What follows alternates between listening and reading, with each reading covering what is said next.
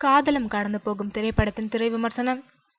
ரொம்ப பாசமான பெற்றோர். அவர்களின் எதிர்ப்பை மீறி விழுப்புரத்திலிருந்து சென்னைக்கு ஓடிப்போகிறார் லோக்கல் கல்லூரியில் என்ஜினியரிங் படித்த நாயகி மடோனா. காதலால் அல்ல, ஏதாவது ஒரு வேலையில் சேர்ந்து நன்றாக சம்பாதிக்க வேண்டும் என்ற லட்சியத்திற்காக. போன இடத்தில் வேலை கிடைத்து சந்தோஷமாக நாட்கள் போய்கொண்டிருக்கும் போது திடீரென கம்பெனியை இழுத்து மூடுகின்றனர்.